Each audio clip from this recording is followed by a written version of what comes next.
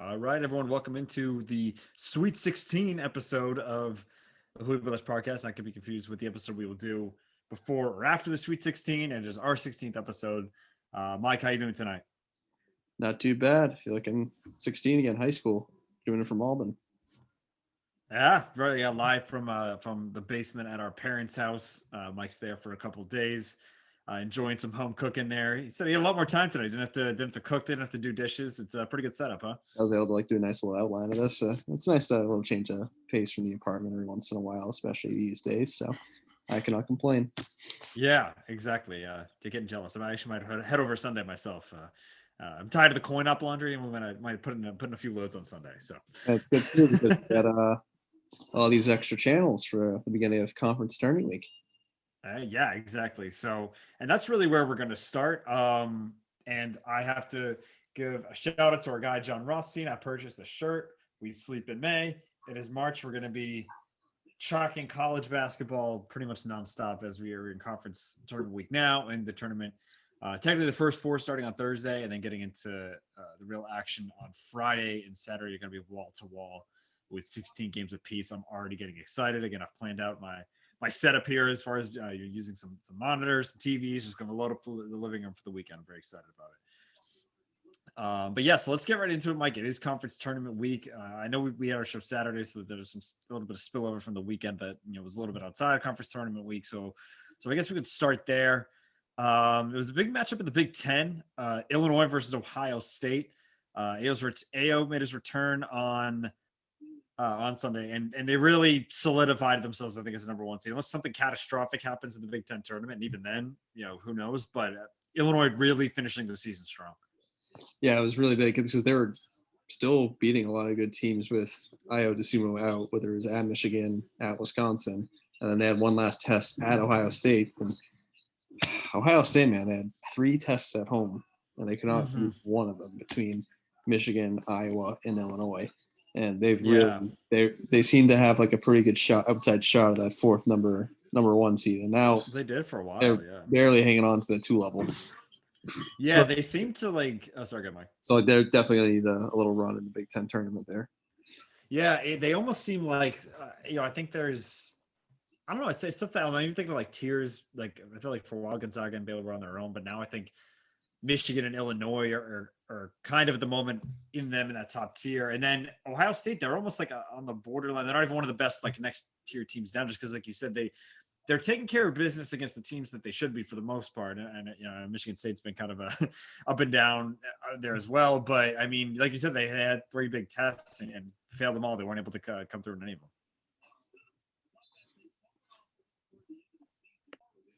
Yeah, so I believe that, like we said, Gonzaga and Baylor are on their own 1-2 level, and then even at the 3-4 level, I'd definitely put Illinois and Michigan are the only teams that maybe could make some noise and sneak into a last 1 seed, depending how they do in the conference tournament. And if one of those 2 teams flounder, it would probably be either Iowa, Alabama, or Houston. Yeah, I think Ohio State, if they run the table, if they win the Big Ten, I think they start to sneak back in that conversation a little bit, depending on how badly and when Illinois and Michigan lose. I think that'd be really the only way they could sneak back into the conversations by winning the whole thing. Yeah. But like you mentioned, yeah. Sorry, especially because they'll have to beat the teams they just lost to get there. Right. Exactly. And yeah, like if one of them does slip, if we get some weird team that wins, like say Michigan State, January, February, Izzo comes out, then I think that's when you're talking about a team that, outside of that Big Ten, because you mentioned even Iowa too. That's 4 teams almost vying for 2 spots there. It's most likely going to be Illinois and Michigan, unless something crazy happens. But yeah, that's when I think you'd see a team like Alabama maybe swoop in. But a lot of talent. We just listed 4 teams there out of the Big Ten. Yeah, and like we said, we're going to mention this game too. Michigan State in round 2 of the kind of home and home they had to finish out the regular season was able to upset Michigan, and that kind of put Michigan back down to the could they fall out of 1 seed territory if everything goes wrong for them. So that was a pretty big win for Michigan State, as it kind of put them farther off the bubble. As we're going to get to later, a lot of bubble teams just love losing. So the fact that they were able to get another ranked win to add on top of Illinois and Ohio State, very big for the Sparty boys. Yeah, they never seem to quite quit, and I'm not sure exactly like where. Yeah, I think we mostly follow Lunardi. Does he have? Where does he have Michigan State right now? Did he have them in, out, kind of Um, in that on that as bubble of this morning, well, last night. So after the after all the games wrapped up last night? after all like the clinching games ended last night, he had them as Mhm. like as on the graphic, but as like the last four by like furthest away from being the first four. Okay, so pretty firmly in, and again, they're gonna have to I'd say at least because they ended up being they got one bye, and I know that's not saying much. The Big Ten, there's only two first round games, but it's pretty much if they beat Maryland, they're in, right? Yeah, And then play competitive, I'd say, against Michigan again. I think as long as they beat Maryland and their bubble team, they Yeah, should be.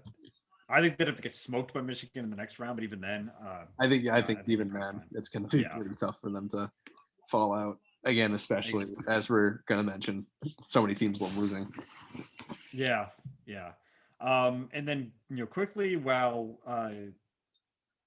so I know we have a few other notes here from the weekend, so I guess why don't we go to that first? Memphis Houston, that was kind of a crazy game over the weekend in the American there, and that buzzer. I mean, it was kind of like a little bit of a back and forth there, and then ultimately the buzzer beater for Houston there, and that's kind of they're in that 2 range right now, I believe. So obviously, a huge swing there as far as the seeding goes. Yeah, because I've seen people talk about them being an outside chance at number one, but I'm like, I don't know. Like, they still aren't the one seed in their conference with Wichita Mm-hmm. State upsetting them a couple weeks ago and then running the Mm-hmm. table in conference play. They were able to jump Yeah, over them and technically be ahead of them in the AAC standings. yeah. And then and the fact they're in a close one with a tough team, with a tough matchup at home against Memphis, I thought that was going to be kind of the same, but they were able to pull that out. And I think if they run the table and some of these bigger teams fall off, I think they have an outside chance at one. So that's why I kind of lumped this game in the summary as it was on the same channel and same day as the Michigan game. Yeah, so I agree. I think, like we were saying before, something catastrophic would have to happen in the Big Ten, because I think it's got to be Michigan or Illinois. But I think even if Iowa or Ohio State sneaks in, I think part of the conference has to come into play. I think maybe if Houston smokes Wichita State or something in the final, but that's one thing. But I think it's going to be two Big Ten teams at the end of the day that get in there. Like I said, unless there's a ton of upsets that happen. Me too. And maybe if they play Memphis again and just kind of like say that one game was a fluke, like it was like Plinko seeing the ball go back and forth in that play because I believe Keone's missed a three and end up just bouncing off someone's like head off the backboard to Boogie Ellis's hands to tie up the game, and then of course the half court buzzer beater to send it off. But and Yeah. So it's college basketball. exactly. And now that we kind of moving on here, we had a few upsets this past weekend. I know Villanova obviously struggling with injury, Colin Gillespie out. They fall this weekend, as did Florida State, who's kind of been a weird team too, where they lost to North Carolina last weekend, and then just struggling to kind of end the season strong here. Yeah, so start with Nova. They're just battling right now. They had a very tough first half, and Providence tried their very hardest to give that game away. I believe they Mm-hmm. only scored 15 points in the second half, Yeah. and it really took a kind of a beast mode effort by David Duke, an unfortunate name for the Friars, but it took Yeah, like exactly. he had to will them to that 14 and 15 point to head him over the lead. And I believe they also lost their third best player, including Gillespie. I know Gillespie and Robinson are their two All-American Mm-hmm. finalists, but Justin Yeah. Moore, I know his last name. I believe Justin's the first. Yeah. Also went down the injury, and I believe he's going to miss a couple of games at least to the Big East tournament. So they're Mm-hmm. kind of just hobbling into this in the big dance right now. And Yeah. yeah, who knows? Yeah. Notre Dame could be a team to destiny. Looking at FSU, they had a great comeback and buzzer beater win in the early stages of the ACC tournament last night. So we shall see. Yeah, exactly. So, and that's a good point there. And we'll kind of get more to the ACC in a little bit here, as the first couple rounds have kicked off in the last few days here. But I want to talk about, I think, one of the hottest. I think Illinois has been pretty hot. Obviously, Gonzaga's undefeated, so they have their own. They're obviously pretty hot themselves. They haven't lost a game. But I'd say outside of Illinois, has been playing really well right now. A team that I think is very hot, arguably the team that you don't want to run into, is Oklahoma State. They've been on finishing the season real strong. Um, did well in the Bedlam series, and then beat West Virginia on Saturday without Cade Cunningham. So they seem like a team with a lot of momentum going into conference tournament week here. Yeah, I believe they had I think it was like one of the last weeks of February. They had a really tough loss at TCU, who I think finished at like the 8 seed in the Big 12, and they're losing by 20 to 9 seed K State in the first round right now. And I think ever since that loss, like Cade Cunningham had a really tough stretch down the end. And I think ever since then, they've kind of just gotten their identity back, going through Cade Cunningham, letting him facilitate, and even when he needs to sit out a game or two, the rest of the team is able to step up. Because I believe they also not lost. I think another part of their rotation was out in that game on Saturday as well. So that was a very, very impressive win by the Oklahoma State Cowboys. Yeah, I think something you have to look at both on a college perspective, and I might be reading too much into it, but like especially as Cade Cunningham is projected to be, I think at worst a top 3 pick, maybe even probably even number 1 overall. But just seeing the energy he had on that bench, just a freshman there too, and it's kind of again like a 1-year stop to the NBA, and he just he seems like someone who's going to ride for his guys, and it seems like a great guy to be building. Not really building around because again it's 1 year, but once he gets to the NBA, kind of a good guy to kind of build around at the next level. Yeah, because like sometimes you see these one and done guys, and they kind of treat it as like, oh, I'm here to get to the next level, and kind of use it more as a stepping stone. And I mean, like thinking of like looking back at like even Zion at Duke, you can kind of see how he was kind of a big part of the team. That's why they were able to do so well that year, even though they did end up getting upset in the Elite 8. So I don't know. This Oklahoma State team could make some damage, and the best part about this, they're playing again on Thursday. Yeah, that's awesome. Again, I talk so much about the Big 10, but the Big 12's crazy on its own right. So yeah, that'll be a great matchup to watch. Come tomorrow afternoon. Oklahoma is playing tonight. They didn't even get a bye. They're ranked. Yeah, they really struggled on the stretch. Are they still ranked? 25th, but yeah, still, man. So yeah, I mean, we'll see. It should be you got a very interesting tournament down there in the Big 12 as well. While we're kind of on the Big 12, and we'll hop back to the Big 10 a little bit too. So the other games from this weekend, we had Baylor holding off Texas Tech. So again, that minor blip in the radar for them, but Baylor still looking very, very strong there. So yeah, obviously. One note on that, Maceo T or Macao T. I'm sorry, it's MACIO. So I apologize for butchering some of these names. It's 10 of 12 from 3 in that game. So from what I read, it was a really back and forth. I was mainly watching the Michigan State game. So what I read, it was kind of back and forth, even though Baylor was really in control, and then he just went off and ended up winning by 15 points. So as you were saying before I kind of cut you off there, Baylor kind of got their stride back in that West Virginia game, I'd say, and they're going back to what they were before, because people do forget that they kind of got robbed last year. They're very dominant. Yeah. So I'll never forget that. Like, if we had to lose one tournament, I wish it was one where there was just a wagon, like an absolute wagon. Like, even though they didn't win, like that Kentucky team in 2015, like, I was like, all right, they were probably going to win, whatever. It's not that big of a deal. But then just like so much chaos could have happened last year. Again, the Blue Bulls weren't at the top running the table. There was no clear cut top teams. I know Kansas was looking good, like you mentioned, Baylor as well. So that I still can't quite get over losing last year's tournament. Well, hopefully it seems like it could be more of the same this year. Mm-hmm. I wish Obi and Dayton had a chance. Like, they could have really done some damage last year, made a run at that thing. Yeah, so hopefully, like, I know it's a different conference, but like, outside of like the power, like 4 or 5, maybe Houston could do something like that as like the highly like not story program. Yeah. Well, I mean, Gonzaga. Oh yeah, I think they're considered. No, I know, but I mean, as far as actually, going all the way there and getting the job done. But yeah, so again, I think that, and then one final result from the weekend, Iowa continues to take care of business. Another great game from Luka Garza, who at the end of the game, they announced they will be retiring his number 55, absolute legend there. Long line of the big men. I know they had Haas, then Harms, who's now on BYU. Garza now kind of a tradition of big men in Iowa. And they also ended the end of the season pretty strong too. They seem like a firm number 2 right now. Yeah, the sky seemed to be falling there. And I think that Ohio State game just seemed to kind of change their identity, because the sky was falling, and then they were able to beat Wisconsin again a couple weeks ago in in Madison. You're like, okay, they're getting a little better, and then they kind of looked shaky against some bad teams, got crushed by Michigan, and then they kind of just got back to normal against Ohio State with a huge road win. Seems like everyone's using Ohio State to like get back to normal, especially Illinois, and well, not like, especially Iowa's probably the big example. Sorry, and yeah, Wisconsin keeps on sliding. I feel like they were kind of a 4 or 5 seed in bracketology a couple weeks ago, and now they're kind of down to the 7 range.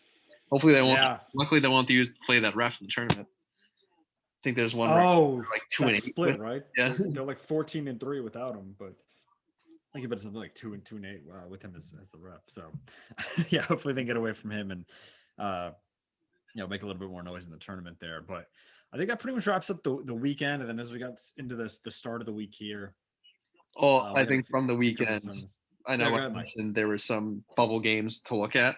Mm-hmm. So I think this is all going to feed into the conference tournament talk. But. Yeah. I didn't mean to quite move along. I know there was some overlap between some of the conference tournaments and the yeah. So I was trying to, in my mind, kind of clean up the regular season end.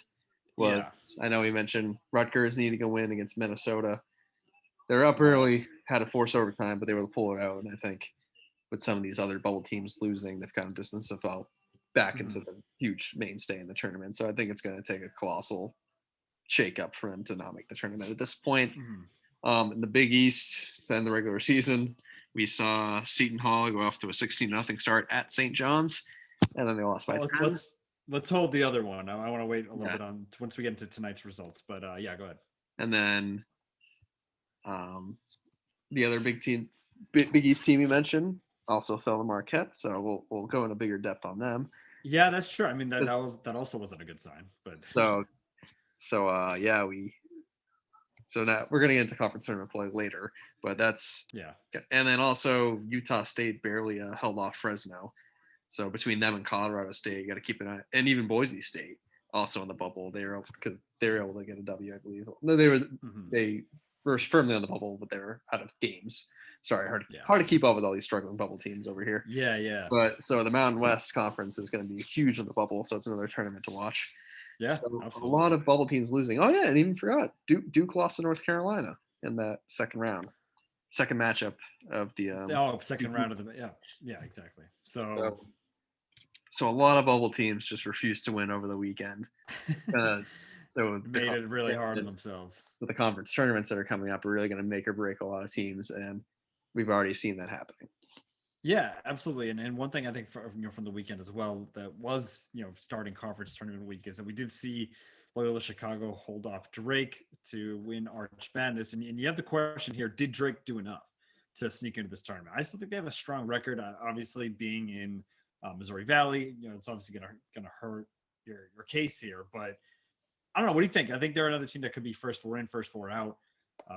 Could kind of fall either way depending on how some of these tournaments play out. So looking at Lunardi, they are in the last 4 in, closer to the top, like closer to being further away from the bubble.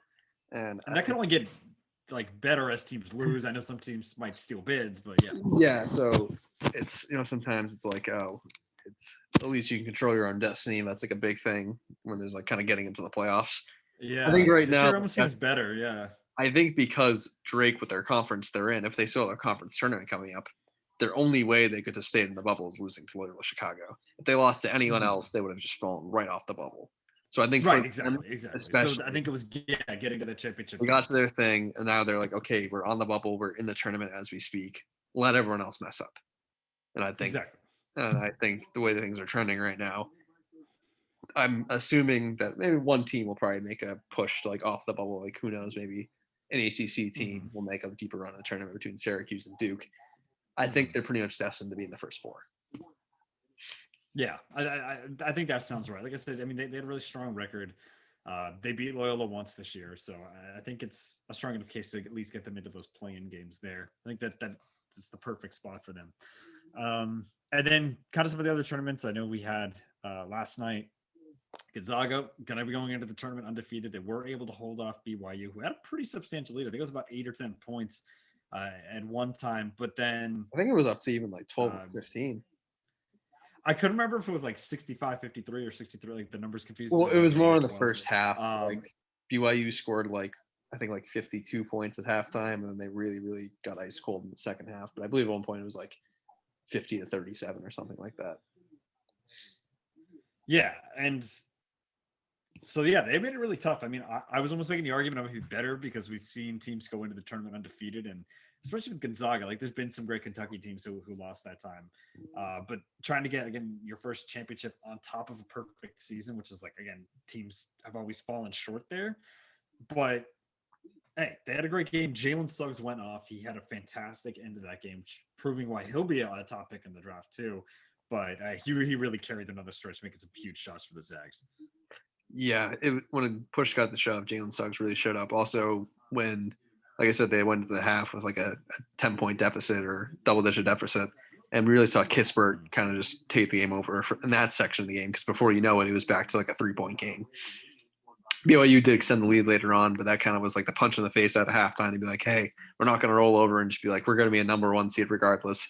Just take this game, whatever. Mm-hmm. They want to be on the seat. They wanted to win their conference. They wanted to be undefeated going in. And we definitely saw that fight when you don't really have to show it in the West Coast Conference too much.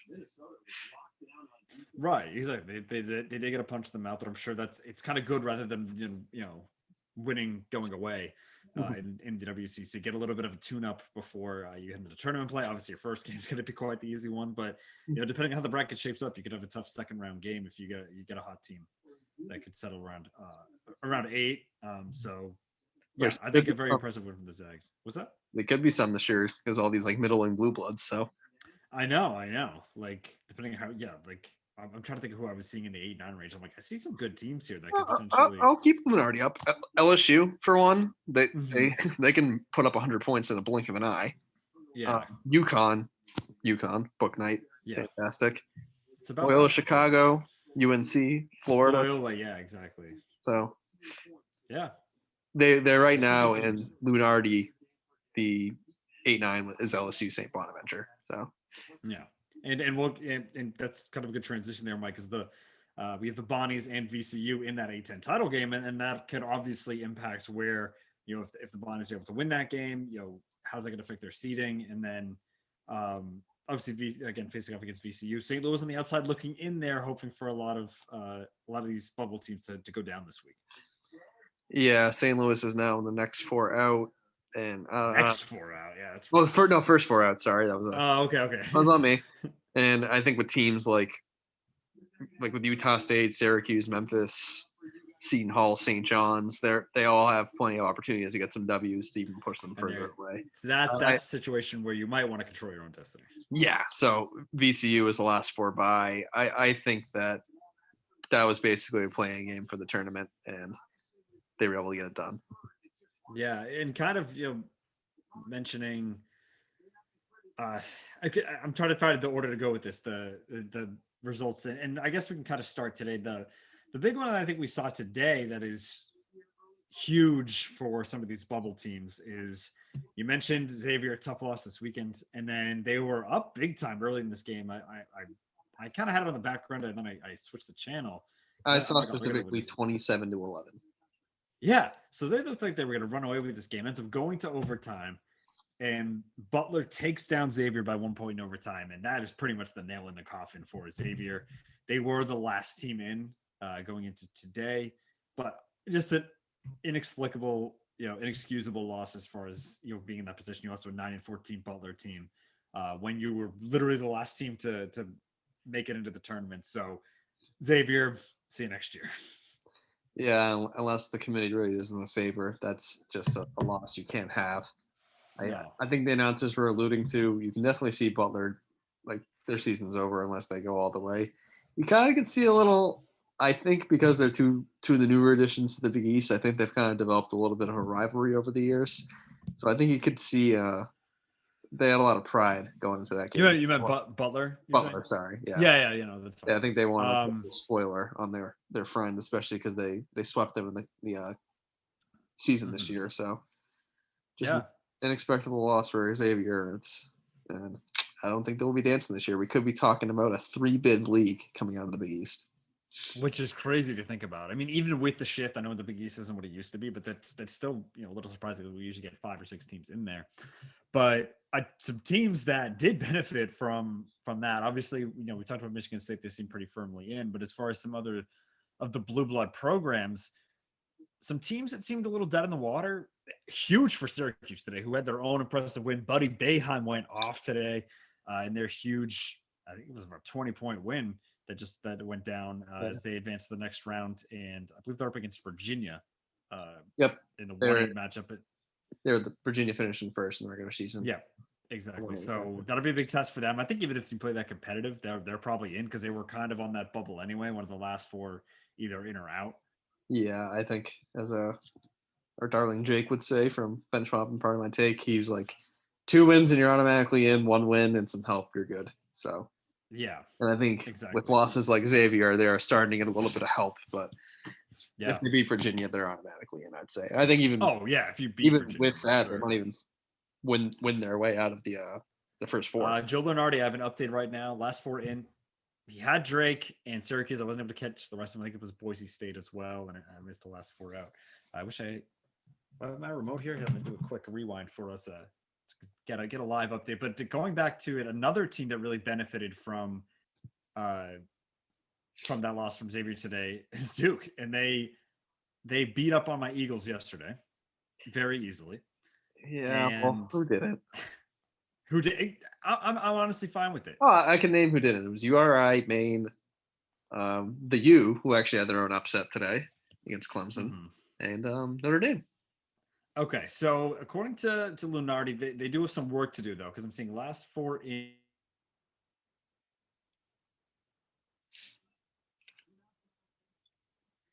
Some technical difficulties here, so I'm just gonna pause. 1. All right, sorry if I cut out there. So I do have the full Lunardi bubble watch here. Again, last 4 in being Drake, Boise State, Colorado State, and Syracuse. The first 4 out is Utah State, St. Louis, Xavier, and Memphis. So surprising Xavier's still in the first 4 out. Then Ole Miss, Seton Hall, Duke, and St. John's. Obviously, Duke's the one that jumps off the page there a little bit. So I'm a little surprised he has Xavier in over Duke at the moment. But again, tough matchup for them tomorrow against Florida State. I think a win would be huge for them, but I wonder if there's still too much damage has been done if they're not able to upset the Seminoles tomorrow. Yeah, I guess thinking about it more, I think Xavier does have a couple more better wins than Duke, like they did beat Creighton, even just like I think 2 weeks ago. Yeah, it makes sense. Yeah, but Duke has 11 losses too. Yeah, Xavier has 8 now, I think. Yeah, I think it's more just like that's a lot of teams that still haven't started their conference tournament that could push them out. So yeah, exactly. I think Xavier could be pretty dead. And I guess if they with the committee, like just looking at resumes, our recency bias, like, oh, Duke, they just won 2 games in the conference tournament, even though one against BC. Right. You're like, oh, they're in, but you gotta look at the whole resume. So like, I know you're right. It's tough. It's the blue blood bias a little bit. But yeah, and then kind of rewinding a little bit to what we mentioned earlier, just how important that Houston Memphis game was, because if they were able to beat Houston there, they might be firmly in the tournament, or at least in the first 4 games. Now they're in the first 4 out, with that close loss to Houston. So that was a huge momentum shift, I think, for Memphis there. But yeah, again, we're in the middle of conference tournament week. I do want to quickly. I have the full list here. I know we've been kind of catching up day by day. There were a lot last night, but the full automatic qualifiers, there's been 11 tickets punched. We have Liberty, Winthrop, Drexel, Cleveland State, Loyola Chicago, Mount St. Mary's, Morehead State, UNC Greensboro, Oral Roberts, Appalachian State, and Gonzaga. So 11 tickets punched. We have about 20 to go as far as automatic qualifiers go. And then obviously the rest are at large bids. Yes. So guess a couple notes on these teams. Cleveland State's pretty entertaining. They've had a pretty I think they went the triple overtime one time in the Horizon tournament, and they kind of pretty convincing win the other day. I think Lunardi's telling you to keep an eye on. I mean, Rothstein, sorry, telling you to keep an eye out for them. I think they might end up in like the 13 range, but there's always like that one like 13 over 4. So keep an eye out for them. And then Oral Roberts, I did see on the SVP show after the Gonzaga game last night. Oral Roberts actually has the D1 leading scorer this year, and Max Abmas, ABMAS, Abmas. And I did see this graphic. So the last 5 instances of the NCAA leading scorer being in the tournament, it's only happened 5 in the last 10 years. Could you name? That's one of them. Can you name the other 4? What was it? I'm sorry. Could you repeat the NCAA leading scorer being in the tournament? So it's 2018, 2015, 2014, and 2011. That they were in the tournament? They were in the tournament. All the other years, the leading scorer was not in the tournament. Oh, wow. I think I briefly saw it last night. So I know 2018 was Trae Young, right? Mm-hmm. And repeat the other years for me. We'll 15, go one by one. 15, 14, and 11. I don't think you're going to get 15. 15. I think it was Eastern Washington. If the logo I see is right, his name is Tyler Harvey. But you should get the other two. 14? 14. It's tough lining up these years. Was 14 McDermott? Yes, it was. Okay. And then 11, was that Jimmer? Jimmer. There we go. And Jimmer had the deepest run. So Young and Harvey lost in the first round, McDermott lost in the second, and Fredette lost in the Sweet 16. And that was tough for me. I was big on the Jimmer train. I was like simultaneously watching Kemba and Jimmer, so I think I had UConn over BYU. I had the right champion, but BYU got knocked out. I think by Chandler Parsons in Florida, right? That year? Yep. I was like, I can't even get mad. Parsons guy's really cool. But yeah, so those teams we have in. Like I said, Ordo Roberts. We watched the end of that game. I know we were texting about it. Question play by North Dakota State at the end of that one. They had their guy. Yep, I'm blanking on his name too. It was really cool. That's all I remember. Clearly the best scorer. I think he had 34 points last night. And they gave it to him, and it was pretty obvious. He just backed him down, went into the paint, and got stuffed. It's like there was no creativity on the play whatsoever. I know you have to give it to your best guy, but it just didn't seem like the right play there. Rocky Cruiser. Cost him a bid. Yes, exactly. Rocky, yeah. So yeah, I thought it was an interesting play. Obviously, I mean, that's going to happen, and you had the ball in your best player's hands, but I don't know. It didn't seem like the best play call there. Yeah, because I think, like you said, I think he had a step in. He just kept on going.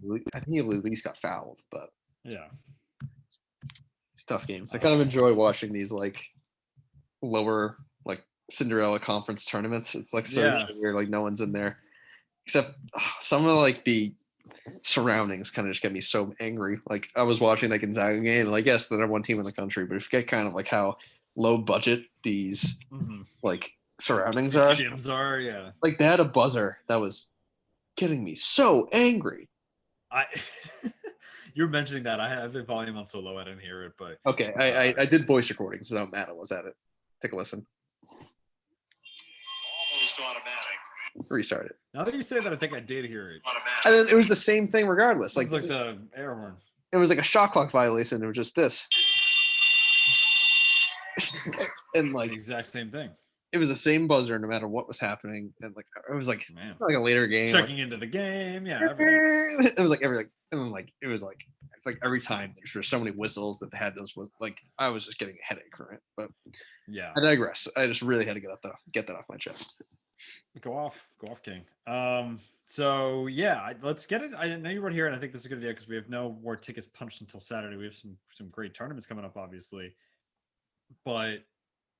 I don't know. Let's get into some tournament picks here. So we'll do. We have like it looks like we have the Power 5, Big East, and then the American. Yeah. So, all right. So let's start with the ACC, Mike. I'll let you go first there. Maybe we'll do kind of a 2-person snake draft here, even though we can pick the same teams. But we want to start with the ACC. I think FSU is going to get this done. I think they are the best team in the country in the conference, even though Virginia did beat them out. I think they're probably gonna have I think they're gonna do pretty good against Duke in that 2-10 matchup. And I'm blanking. Who's the 3 seed in the ACC? Virginia Tech, I believe. Virginia Tech, yeah, they've been really inconsistent this year. I wouldn't be shocked if UNC ends up getting into the semifinal in that conference. I wouldn't either. I'm not gonna pick them to win the thing, but yeah, I think. Florida State to get them there, and who knows? Like I wouldn't even be shocked if Syracuse can beat Virginia. So I think Florida State's my pick in there. I'm gonna keep it. Some of these might be boring. I'm just gonna think of beauty. I think Tony Bennett's makes the job done. I think their toughest game could honestly be tomorrow.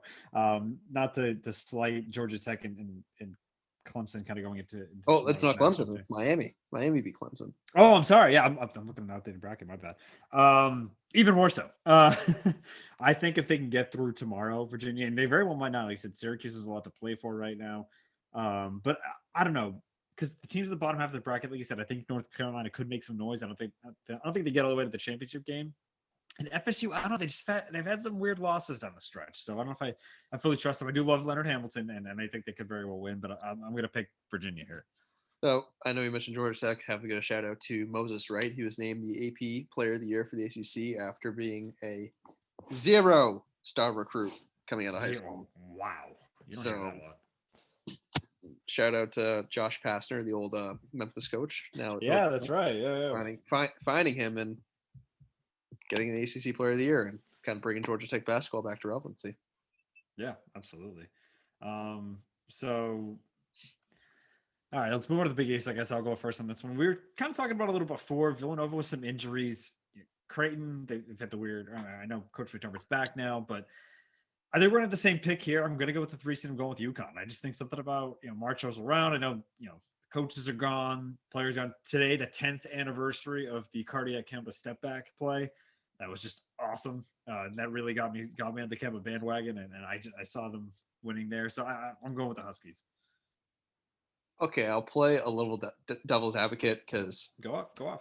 I think UConn is playing the best basketball in this conference right now. Mm-hmm. And with the injuries to Villanova, the turmoil in Creighton, I think anyone can really win this tournament. Like, heck, I was texting Foley the other day. I'm like, hey, if they can just get past, like, they should beat DePaul, even though they're already down 5-0 right now.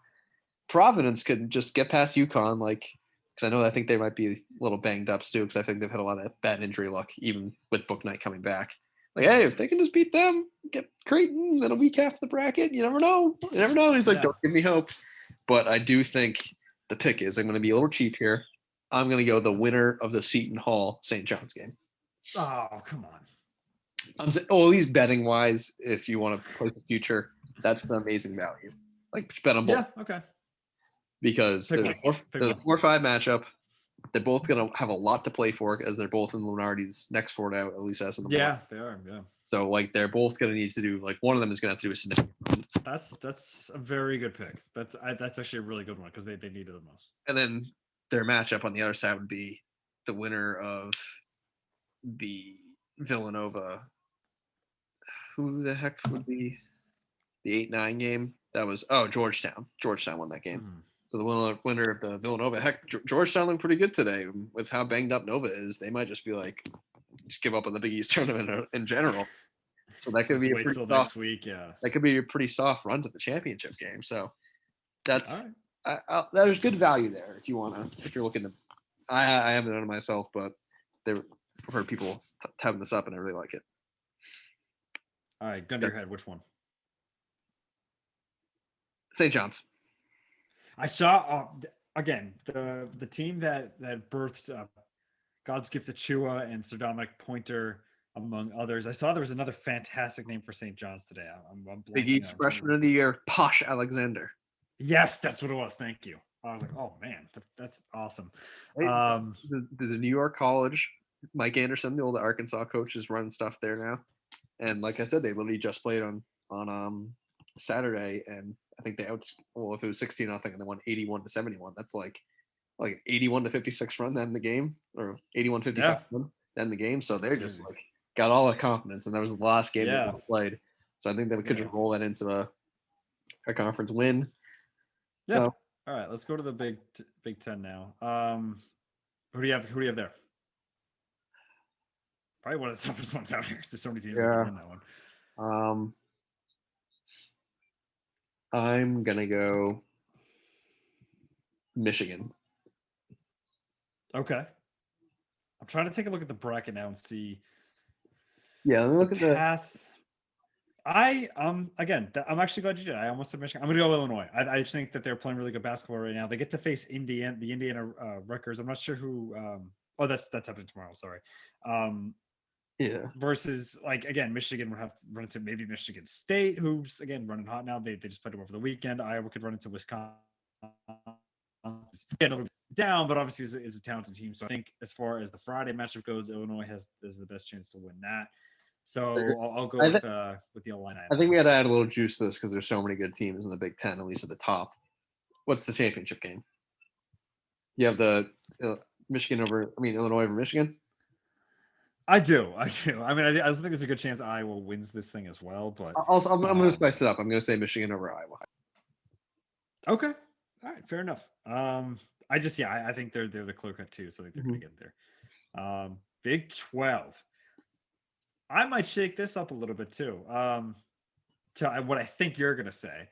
Um, I do like Oklahoma State a little bit, but I'm gonna go at the end of the day, Kansas. Playing Kansas. good basketball. Yeah, I'm doing it. It's just something. I feel like there's a lot of years that I'm going off of history, maybe even 5 years ago, whatever it was. I just feel like sometimes like, oh, this is going to be the year Kansas is going to lose the Big 12, and then most of the time they end up winning it anyway, even if they end up being the 2, 3 seed, whatever it might be.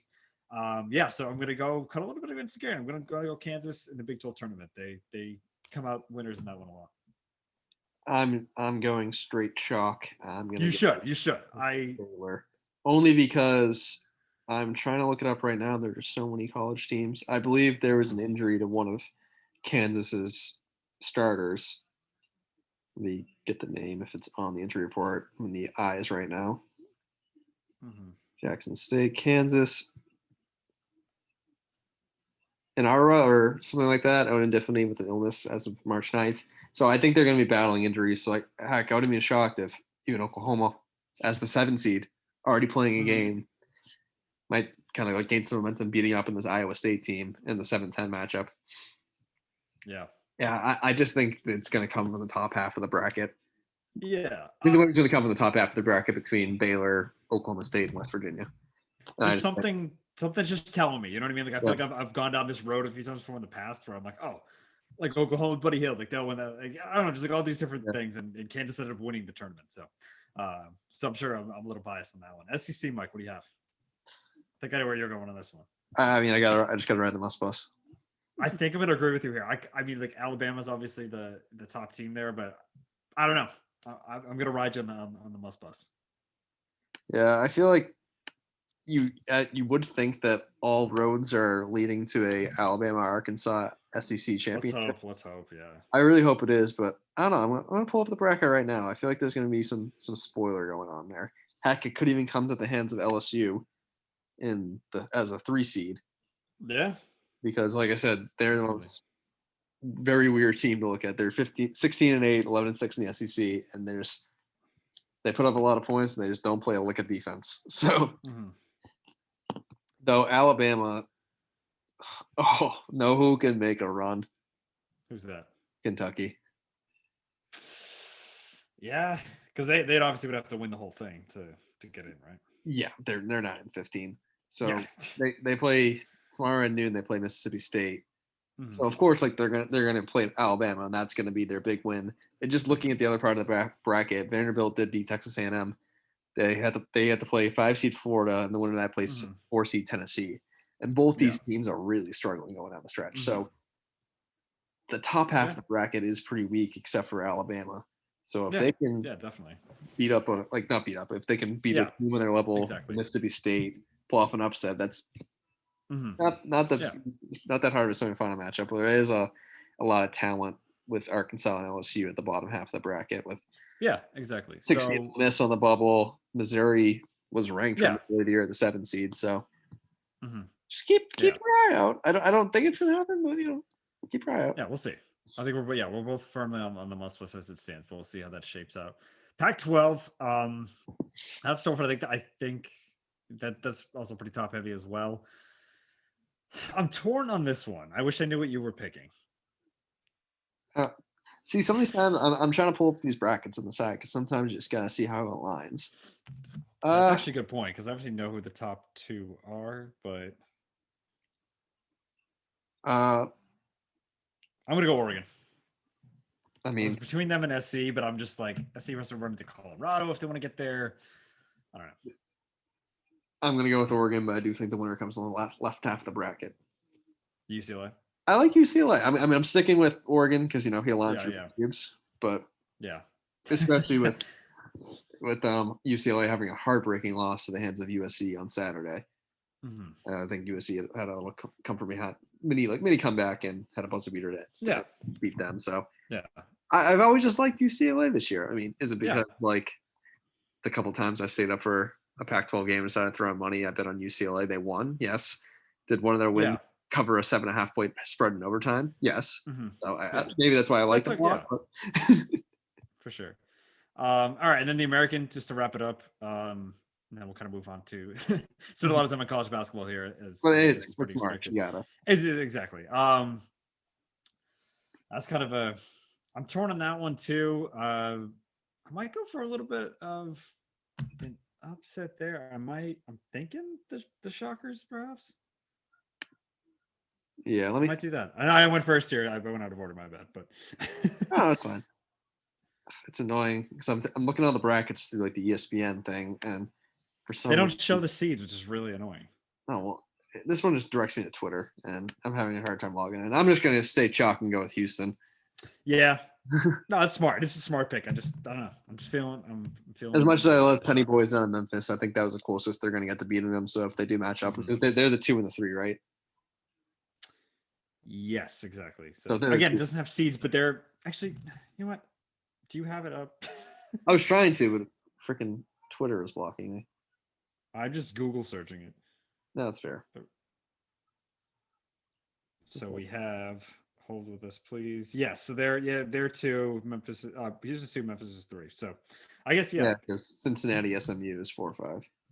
Yeah. So we got a little bit of an easier path if you're Wichita. But all right, cool.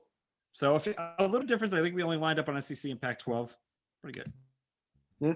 All right. So again, really jam-packed weekend. I think we're going to switch up our schedule a little bit. We'll wait till the bracket comes out Sunday, have an instant reaction, either Sunday night or Monday, and then Thursday night we'll probably do a broadcast during the playing games and right before we get into the weekend there. So we'll be ready to go there. I want to quickly shift gears now to the NBA.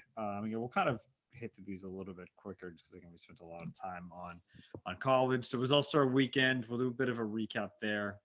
First, COVID related. So we players maybe got a few more minutes because Embiid and Simmons were both out for the game due to contract tracing. They were both ended up being negative. So kind of things that they both missed that. But I guess at the end of the day, erring on the side of caution there for that. So just a little bit of a note there.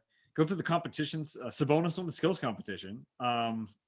I was a little happy about that because, as I discussed in the last show, I was big on Vucevic, who was, I think, like a Plus 450. 5-1. Yeah, exactly. So, or 550. Yeah, even better. So, I texted Mike to put it in a bit for me. He did not get it in time. So, I would have been a little upset at the situation if Vuce did win, but he went all the way and lost. So, it was like, this is probably best case scenario where my pick wasn't completely off base, but I also didn't miss it a payout.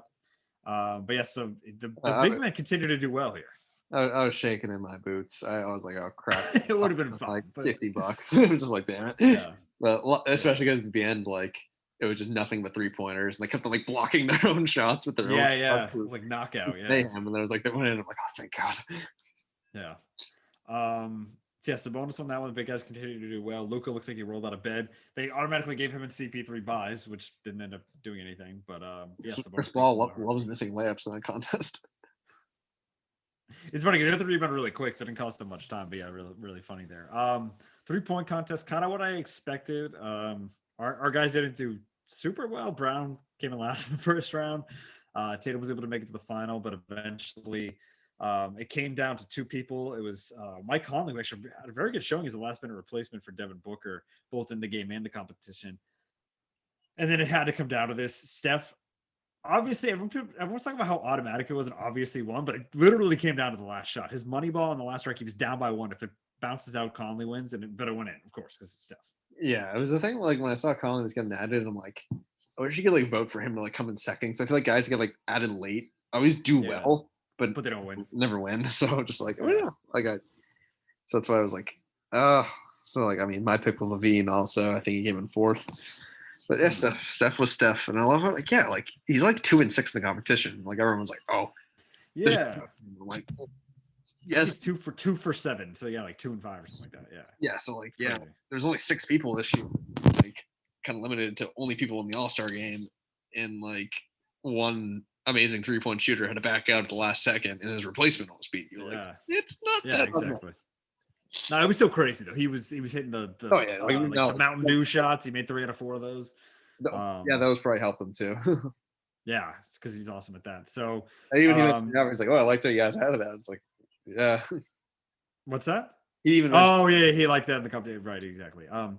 And everybody Simons won the dunk contest. Anyway, so the game, no, that to yeah, it was not good dunk contest this year, and I'm not even one of these hardos that like doesn't like the dunk. Like, it's just there was no firepower. Obi Toppin was by far the biggest name in there, and it just I don't know. There's nothing. There's no crowd. There's no one hyping him up. A lot of the dunks were, especially the final too. It was just basic stuff. I feel bad for Cassius too. He had a pretty good dunk. He got like a 42. Yeah, that was 44, I think. Yeah, And then like he in the second round, he's like, okay, now at the perfect dunk, and he like went off. I think he tried to he do a went crazy too dunk, went too hard. Yeah. messed up his first try, and he said, F this. And he just did like he just jumped from a decent way distance and just unlocked it and just like went home. Yeah, But exactly. yeah, like the first round was pretty good. Like Simons got up there, and even Opie's dunk was good. And I think after that, it was just a lot of like It was misses. flat. It was flat. So Hot. hopefully a better crowd next year. I'm No hoping taco. Zion goes in, No but taco. I what's that? There's no taco this year, so He should have just jump with that, like without jumping from the free throw line, see if he could dunk with his long arms. But yeah, again, hopefully we get a guy like Zion in next year. Again, I'm doubtful, but I'm hopeful. Just get some sort, like I said, even like BC list NBA celebrities, if you will. I know we're gonna get top tier guys, but even a guy like last year, like Derek Jones, who won, like he's known for his high flying dunks. Even if he's not a fantastic player. or even like Zion doesn't go, just go one pick lower, like Ja. Like he would be fun. Yeah, yeah. I mean, like I said, you just got to get. I mean, rookies is one thing, like, but Obi Toppin was a top pick, or like even young guys, just Like I gave him Julian Opie, Simons. like Cassius Stanley's like, like He's not even like playing, right? mainly in the G League, just like Yeah, it's weird. It's weird. So yeah, it's like it seems like year to year, it's like it's either really good or kind of a dud. So this year, I'm gonna give him a pass because it was it was a such a weird halftime situation. show. No one playing in the game was obviously going to be in the dunk contest. So there was no chance of getting a top star in this game. And then a lot of people, I think, just wanted to go on vacation or go home with their family. Yeah, especially if you like just missed the cut. Like I said, like Ja, like he was in the discussion of maybe making it. Like if he didn't get in the game, he's like, why the heck am I going to go in Atlanta? I'd rather just relax. Yeah, exactly. So, and then kind of as expected and kind of a disappointment, Team LeBron, which Katie drafted so terribly, and then obviously he had the injury to both himself and Embiid, so two of their starters. But LeBron completely dominated. They won all three of the quarters, and then in the Elam rule ending to 24, they won by 20 points. So it wasn't even close. And capped off, it was pretty much the Dame and Steph show. But I mean, obviously Giannis went 16 or 16 was the MVP of the game, but Dame and Steph were pulling up from everywhere. Dame scored, I think, the last 11 points in the game. Mm-hmm. If it wasn't for Giannis going 16 of 16, and any three of them could have won the MVP of that game. It was really just, yeah, it was crazy. Yeah, because I remember like going into like the Elam quarter, it was like okay, like I think it was 20. Like Giannis had 24, Steph had 22, and I was like, okay, Giannis is just perfect, and Steph was like draining a bunch of threes. Then I was like, oh, like I feel like Lillard had a couple like highlight worthy shots, like because I'm pretty sure in the end of the first half it was just him and Curry going back and forth, seeing who would shoot from the deepest range.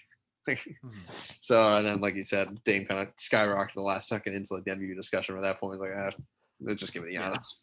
Yeah, exactly. So yeah, I mean, we're big All-Star fans. We kind of started with that affinity back in like 06. I think we were in the basement, having our own competitions down there. So it's always the fun weekend for us. Obviously, it wasn't quite the same this year, but it was kind of a dud of a game as far as that goes. Celtics looked pretty good. I'd say, especially like you mentioned here, especially Jalen. They did have that one moment where they went 1-on-1. I think it ended in a foul. So, they ended up fouling Brown there. So that was fun to see, and it seems like they have a good back and forth, which is obviously what we want to see as Celtics fans. Hoping they have a lot of camaraderie and stuff there. But they showed up. They both had good games here in Atlanta. And then quickly wrapping up NBA, so they've been caught on a break. There's some action tonight. Bigger slate is tomorrow. Starting with the Celtics and Nets. So I'm expecting the Celtics to get killed, but Marcus Smart is coming back. We have the Blake show. Durant's still out. His Brooklyn debut. Durant is still out, but they still have James Harden, Kyrie Irving, and kind of the gang there. It'll probably be close, but who knows? Just because I say it's gonna be blown now, it'll probably be close. But yeah, that's kind of a big game. We'll keep this part pretty brief. Myers Leonard obviously in some trouble for stuff he said on a stream. I think it's pretty obvious that he did not need to do that. And I think he knew what he was doing. He was trying to plead ignorance. I know we have a lot of people saying he cocked it back big time, huh? Like, and I heard the audio. It seems like there was a big pause in there. We'll just leave it at that. I think it was on purpose. So, Yeah, he said it like that wasn't the first time he's ever said it. no, it's not like it slipped out of his mouth. He paused for a second, said it. So, we'll see what shakes up there. Hopefully, he can figure things out. I'm not a big cancel forever guy, but he's also not that good. So he's averaging like 5 points a game this year. He was on the bench the entire playoffs series last year against the Celtics. Anyway, I know he played a little bit in the finals, but yeah. So we'll just kind of leave that as it is.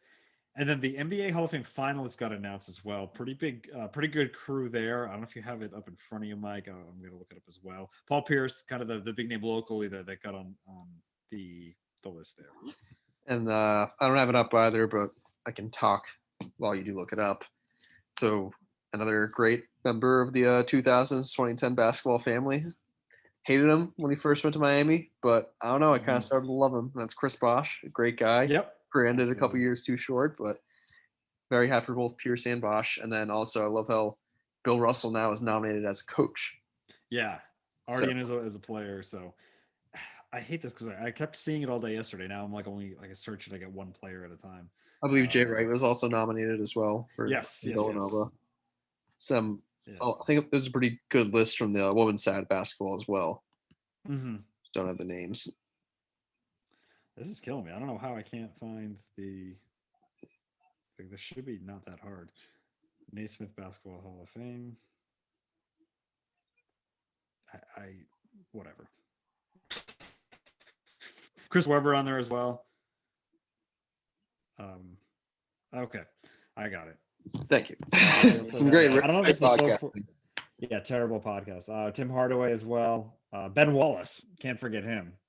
Back in those early Pistons days. So the full I have Rick Adelman as a coach, Chris Bosh, Michael Cooper, Paul Pierce, Bill Russell as a coach, Jay Wright, Yolanda Griffith, Lauren Jackson, Marianne Stanley, and we also have Lita Andrews, Tim Hardaway, Marcus Johnson, Ben Wallace, and Chris Webber. So yeah, pretty good crew. We'll see when who actually gets in once that rolls around there. Obviously ready for Paul and Chris Bosh and Ben Wallace. Yeah. And Chris Webber. Right, let's get them all in. Former Celtic great Ben Wallace. Was Ben Wallace on the Celtics? I think Rasheed Wallace. Rasheed Wallace was. I'm pretty sure we brought in Wallace in like his second year, and like Patino tried to make him like a 2-guard. Oh, back in the okay. Oh, like pretty. Yeah. Okay, got you. Yeah. Anyway, all right. So that'll wrap up for NBA. One last NBA thing. It came up in the ticker. I made this list earlier in the day. So it came up in the ticker. Mm-hmm. The Spurs are now shopping LaMarcus Aldridge. I saw that they said he's not going to play for them again. So yeah, we'll see where he goes there. Obviously, a team in need of some big man help. The guy could still play. He's put up numbers as far as last year. He's obviously not his former self, but as a Celtics fan, I'm liking this because they are slated as a 6th seed, so they might go full fire sale to get into the lottery. Which means what do you think of DeRozan? Could be DeRozan, which is someone I wouldn't hate using the full TP on. Yeah. And if you want to go smaller, I saw Greeny tweet Patty Mills. I love Patty Mills. Like using some of that smaller trick. I don't think he's making that much. So I'd be calling up Pop and the boys down in San Antonio. So yeah. I'm still big on the Harrison Barnes train. Seeing a lot of talk of that. We'll see. Yeah. All right. Yeah. Again, I know we've kind of been on for about an hour now, so this will obviously be a little bit of a longer one. We do want to hit on some NFL news. So Dak got paid. I know he got tagged and the injury happened, and yeah, I think I've heard some talk this week too, and it kind of makes sense. This is almost like you're talking about, some of these teams like Drake on the bubble, like almost like let's watch everything else go to chaos and hopefully it benefits them, not controlling your own destiny. So Dak was out. Obviously, the Cowboys were a dumpster fire last year. It came down to last week because the NFC East was so bad, but Andy Dalton, who was like, again, not a good starter, but I think a pretty good backup, and they didn't take off without him. So just proved how valuable Dak is. And then also, like, if you don't have your quarterback, you're kind of screwed in that league. So signs a massive deal. They ended up being what, like 4/160. I know front loaded heavily. I think it was like 60. I think it makes $66 million signing bonus. Just a ton of money. But basically, I just break down Dak on paid. Yeah, and I think he deserved it, and I'm very happy for him. he did bet on himself, and even though he did have a very, very bad injury, the first 5 or 6 weeks, I forget what week he got hurt in, he was playing like not MVP caliber, but definitely like top 5 MVP caliber, I'd say. Yeah, So he took a bet on absolutely. himself, and like you said, the Cowboys only proved that they needed a more than above competent quarterback to like. Yeah, Andy Dalton's like probably like medium competent, I'd say. I think it's a But top tier backup.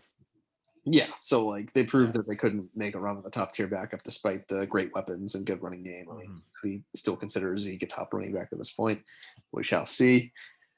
So yeah, I'm very happy for Dak getting paid. Yeah, absolutely. And again, it's just one of those things like once it's your turn, you're pretty much going to be one of the top 3 guys paid. So even if he's not like a top 3 quarterback in the league, if you want to make that argument, it's just, yeah, when these guys get up, obviously Mahomes is locked up, but like you see, like again, a guy like Jackson or Josh Allen, like when they get up, they'll probably get even more money. So, other news there is that, or as we're in the NFL specifically here, Trent Brown trade back to the Patriots from the Raiders. So, interesting move here for the Pats. Obviously, he worked here in his last stint, obviously, won the Super Bowl here. So we'll see. Does that mean that again? This it's one of these weird things where you can see it going either way. Is this to shore it up for the quarterback that they're trying to get, or is it our run game? Or he's a fantastic run blocker, so they're going to keep Cam and just grounded pounds with Cam in the back. So this could kind of go either way for the Patriots. Kind of hoping that yes, he was a beast in the run game. We saw how well the Patriots were able to run the football in the Super Bowl runs a few years ago. But I don't know. I feel like if he's not going downhill, you kind of use him more as a pocket, like someone to protect the pocket. So I'm hoping we're at least going towards pocket passer and not towards Cam Newton because love Cam, but he's done.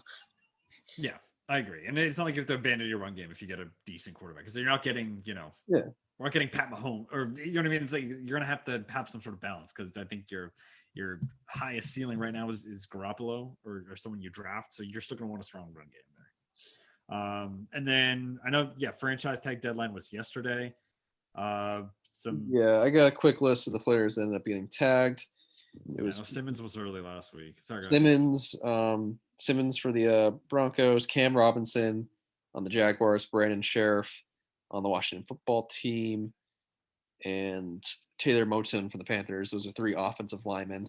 Looking at the safety position, we had Marcus May in the Jets, as well as Marcus Williams on the Saints. Yes. And then on the D line, Leonard Williams from the Giants. I know some Pats fans were kind of hoping he wouldn't get tagged so we can make a run at him. He got tagged, and then from the wide receiver position, both Allen Robinson and Chris Godwin got the franchise tag. So exactly. 2 big receivers off the market. So now some of the Mike, I'm sorry, you're forgetting about NFL insider Allen Robinson. Oh yes. Trying to break underjumper to the Nets. That still hasn't happened. So and I hope he's wrong there. I don't want the Nets to get even more stacked. But that was funny. I was like reading through tweets. It was like I think underjumper was trending, and I just like I saw the tweet. I'm like, really? He's going to the Nets too? And I'm like, wait, Allen Robinson? It was very strange to see. But I appreciate him out there trying to break some news. I hear it's addicting. Yes. And then some of the also on the same day as tag day, Levante David re-up with the Bucks. Yeah. And then some of the names that are going to be free agents, sticking with the Bucks, Shaq Barrett is going to be able to walk. And then some of the other bigger names we see are Aaron Jones, Kenny Galladay, Chris Carson, Shaq Griffin, and then Hunter Henry and Jonnu Smith. For these guys Is Sue going to be a free agent now too, or no? At least Sue will be a free agent. And then second wide receivers, I know Juju. A lot of wide receivers are going to be out there. Yeah. Marvin Jones. So, yeah, because obviously, like you said, Galladay not getting tagged as well. So, again, I'm not one of these, unrealistic Patriots fans that think that they're necessarily going to get all these guys because, again, they don't have a quarterback. But there's a lot of talent out there, and I think if you pay top dollar or even a good competitive price, you'll be able to bring some of these guys in. Judge about quarterback movement, we could definitely see some receiver and tight end movement here as well. Yeah, I mean, Pat's fan, I'm kind of talking myself into a Jonnu Smith at tight end, and then either Marvin Jones or Curtis Samuel at receiver. Like, we're not going to. Samuel seems very attainable. Yeah. Like, we're not going to probably pay for Galladay, but if we can kind of I think you could. They're going to get. I think they're going to use. I don't know. I think they're going to use their cap space to get a lot of the second or third best player in each position. Yeah, exactly. I just divvy up that way. So. Yeah. And the cap did go down about 8% to 182.5 million. Cap hill. I think teams are going to find their way out of it one way or another, but just Yeah, his like number Marcus there, I Williams think, got due to franchised, and the Supreme Saints are like in like the seventh like Capel. Capel. So like Yeah. whatever. And comp picks got announced today. I know a lot of that's just stuff I always forget, but the Pats got a pretty high third round pick off of the Brady signing last year. So Yeah, really won that deal, huh? yeah, zing. Oh man. So yeah, that just wanted to quickly hit on NFL there. A little bit of NHL. So we'll keep it regional at the start. Bruins definitely need scoring depth, as you mentioned, 0-1-1 since the last time we recorded. Cannot beat the Islanders for whatever Yep. reason that is. We at least So got a point out of them this time. So yeah, squeeze a also point can't out beat the there. doubles too. I gotta get it. Yeah. Tom Wilson was suspended 7 games for the hit last week. And I don't know. It sounds about right from everything I've heard. It's I think it could have been a little bit more, especially because they weren't considering the shortened season in the suspension. But I don't know, repeat offender. I mean, everyone's like, oh, he hasn't done it in a year and a half. It's like, well, okay, that's not that much time. There was like COVID in the middle and everything. It's like, it doesn't really count. Well, up here, like he completed the trifecta. He's now been suspended in the regular season, the postseason, and the preseason. The preseason? Wait, he now completed? He hasn't been suspended the I regular think a season? lot of his stuff was in the Was the playoffs? Yeah, I think Oh, wow. He's a name I just feel like I've heard for so long. I assumed he was old. He's like 26. yeah. I thought he was like in his 30s. Well, I think it was because he just had a lot of. I think he probably had like 2 or 3 moments in the playoffs making a dirty hit. That I think I think he might have been suspended and missed regular season games, but it could have been like from an event in the. Yeah, exactly. I know you mentioned here because I was looking at the standings today too. Really tight top 5. So a good team's going to be left out of the playoffs. When you're looking at Washington, Boston, both Pennsylvania teams, and then the Islanders as well. Yeah, and that's why I think we need to get some secondary scoring because we have 1 combined goal in the last 2 games, and I feel like anytime we've had a couple of stretches where like we got like 2 or 3 games, like 2 or 3 games, we'll end up with like 1 to 2 combined goals, and like they're both like Pasternak. So we definitely need some scoring depth there. Hopefully, we got 2 games at home against the Rangers. I know Panarin is going to be at least not that far behind either. Yeah, well, Panarin this last couple of games have kind of dipped down a little bit in the schedule. He just returned to the team today. He's at least missing the first game against the Bruins. So we got to really take care of business and get 4 points, and hopefully like only give them like 1. So Yeah, big 2-game homestand. Then go to Pittsburgh, and then the weekend after we're going to Buffalo, which they stink, and we should definitely get 4 points there. See if Eichel's now out for a week, so he could even miss those games depending on how his injury is. So big 10-day stretch. Hopefully get some points up for the Bruins. Yeah. And like you said, the other division leaders kind of staying pretty chalky at the moment. We have Tampa Bay, Toronto, and then Vegas. Like another other division right now. Vegas, thank you. So yeah, we'll obviously keep an eye on those as we get further. But no, with Vegas, I just saw Pietrangelo might miss some time. They're a big free agent signing from the Bruce. So just want to add that in. Yeah, for sure. And I actually had one more thing I wanted to add here. The music is back. The NHL is back on ESPN. That's kind of been the big reason people like this today. I think is basically the music. I think they're talking to Gary Thorne and maybe bring him back. You got to bring Gary Thorne back. You got to bring Gary Thorne back. You got to have again a strong Bucci presence as well, some Bucci main. Yeah, because they bring that studio stuff, but they bring that music back with the college tournaments. So yeah, that's true. And yeah, we've seen it come back before, even cross network. Like I know FS Fox Sports brought back the Round Ball Rock, even though it was NBC there. So just a little bit of a note there. We'll see how that is going forward. I don't know how much things will change. But. Yeah, because I think NBC is just terminating NBC Sports Network. Is that so? Yeah, it's weird, which is kind of shocking. Even like not even just for hockey. Like, what are they gonna do every 4 years in the Olympics? Like, I think it's just like another channel. Just like completely bombard CNBC and MSNBC and all that. Oh yeah, because that's what they're doing right now with the playoffs. It's like, oh, like I thought it'd be like nice, like like how, like in the NBA, like Versus. Remember that? Yeah, that they sports network. So like, I don't know. I thought like at first it would be like, so I thought I saw that and just like, okay, whatever. They might just be making it like rebranding to a new channel.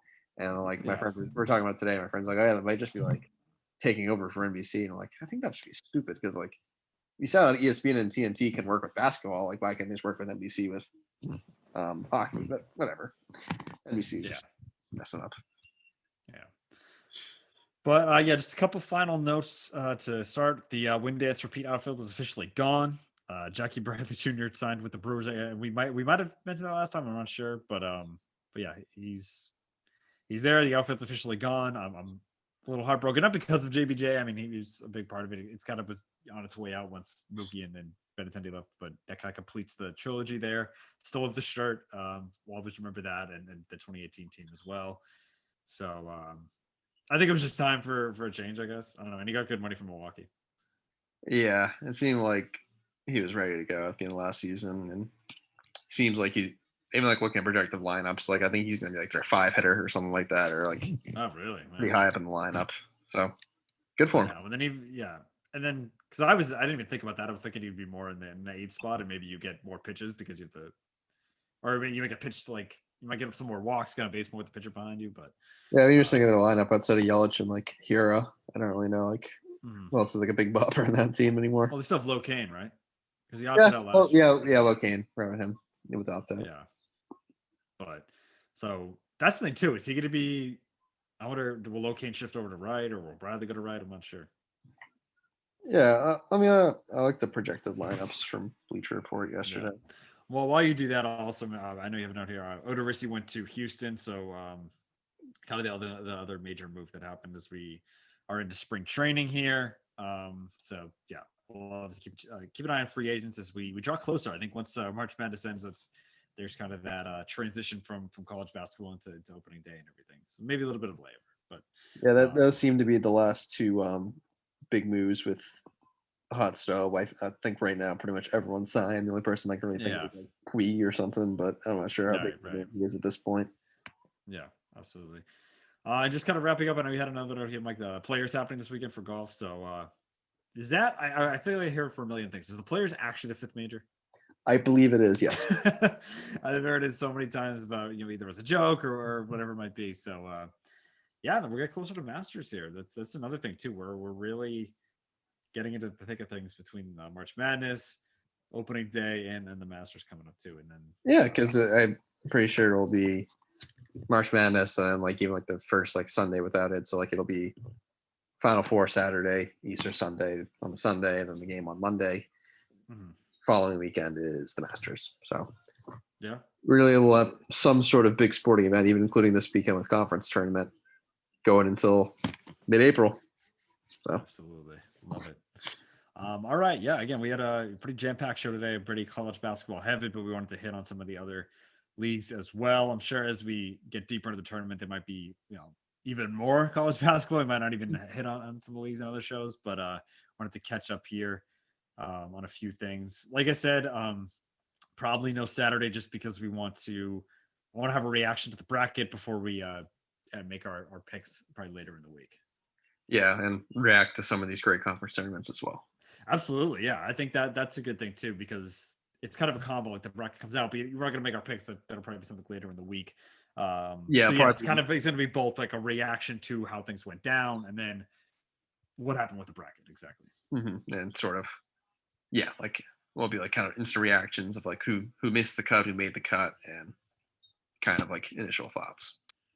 Absolutely. So yeah, thanks everyone for tuning in. We're deep into March here as far as the tournament goes. I know it's only the 10th right now, but yeah, conference tournament's coming up. We'll have a bracket next time we speak here, and getting ready for the huge jam-packed weekend coming up next weekend. So thanks everyone for tuning in, and we'll see you next time. See you guys.